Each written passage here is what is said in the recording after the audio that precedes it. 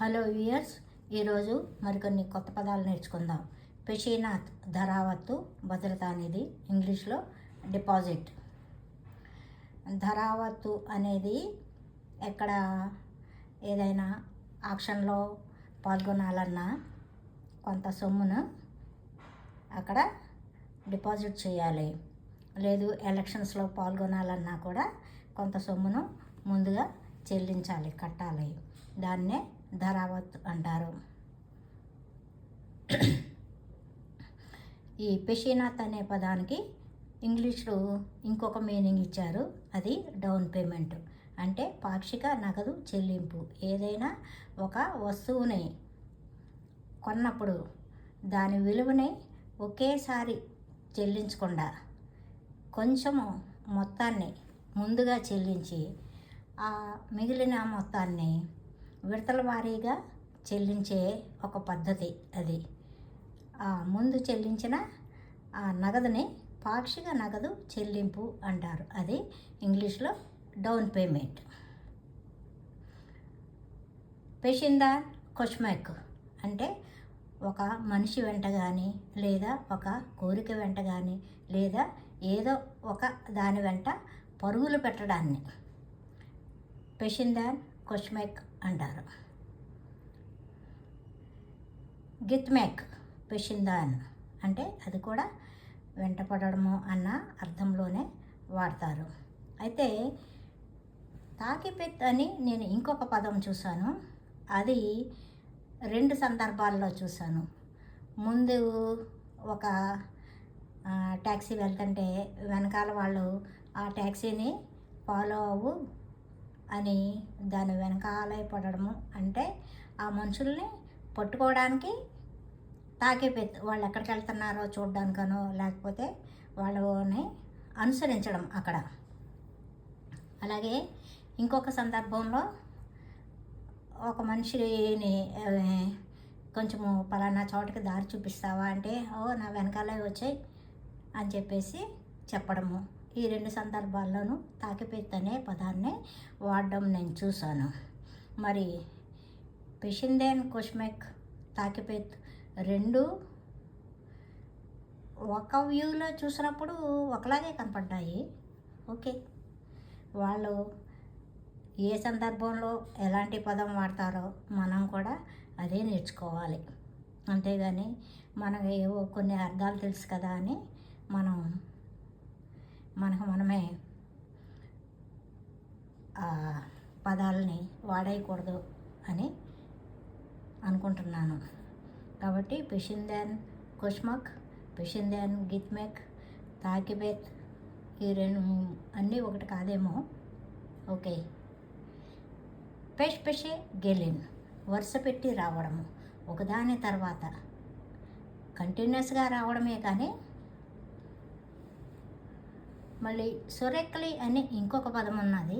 అది నిరంతరంగా రావడము అని, అంటే అక్కడ నాన్ స్టాప్, అన్స్టాప్ అనమాట. అది కంటిన్యూస్. ఇది వరుస పెట్టి ఒకదాని తర్వాత ఒకటవ రావడము అనమాట. ఎవరికైనా కష్టాలు వచ్చినప్పుడు, అబ్బో కష్టాలు ఒకదాని తర్వాత ఒకటి, ఒకదాని తర్వాత ఒకటి అలా వస్తూ ఉన్నాయి. అది నిరంతరంలోకి రాదు, వరుస పెట్టి రావడము అన్నదానికి వస్తుంది. పెష్ పెషే గెలిన్. ఈ గెలిన్ అనే సెపరేట్ పదం తీసుకున్నప్పుడు దాని అర్థాలు వేరుగా ఉన్నాయి. గెలిన్ అంటే రాబడి, రాబోయేది, ఆదాయం లెక్కలో రాబడి అన్నదానికి వాడారు. గెలిన్ అని ఇంకొక పదం ఉన్నది. అది కోడలు. అలాగే పెళ్లి కూతురుని కూడా గెలినే అంటారు వాళ్ళు. గెల్లెన్ వేరు, గెలిన్ వేరు. ఓకే. పిష్మాన్. పిష్మాన్ అంటే ఎవరైనా తప్పు చేసినప్పుడు ఆ తప్పుని వాళ్ళు అరే తప్పు చేశామే అని చింతించడము, పశ్చాత్తాపడము, బాధపడము, ఇంకేమొస్తాయి అలాంటి అర్థాలతో వచ్చేది. ఎవరికైనా సారీ చెప్పడానికి ముందు కారణం అన్నమాట. అది పశ్చాత్తాపం. బ్యాన్ చోక్ పిష్మానిం, నేను చాలా పశ్చాత్తాపడుతున్నాను. అలాగే బ్యాన్ చోక్ పిష్మాన్ ఓల్దుమ్, అది కూడా సేమ్ మీనింగ్, నేను పశ్చాత్తాపడుతున్నాను అని. పిషిర్మెక్ అంటే వంట వండడం. ఎమిక్ ఎపియోరం, అది కూడా భోజనం తయారు చేస్తున్నాను అంటే వంట చేస్తున్నాననే. బట్ ఇక్కడ పిషిర్మెక్ అనేది కరెక్ట్ పదం అన్నమాట, వంట వండుట. పిషిర్ మెమిక్ అంటే వంట చెయ్యకముందు వండని పదార్థము అని. ఇంగ్లీష్లో రా అంటే పచ్చిగా ఉండేది అని. బియ్యం వండిన తర్వాత అన్నం అవుతుంది, లేకపోతే అది వండకముందు బియ్యం అవుతుంది. అలాగా ఆ పచ్చి పదార్థాన్ని పిషిర్ మెమెక్, వండనిది అని. పియాంగో లాటరీ.